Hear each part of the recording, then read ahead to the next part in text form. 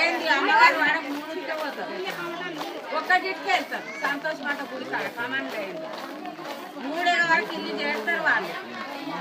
అమ్మగారు వాడకు సంతోష్ మాట గుడి, కృష్ణం గుడి, కమాన్ అక్కడనే ఒక్కటికి వెళ్తారు. బతుకమ్మ లేవాలి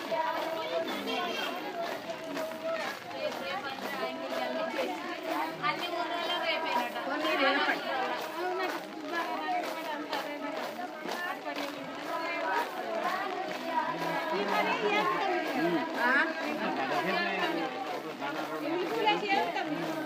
నుంచి 3:30 నుంచి 6 గడిస్తే అయిపోయింది.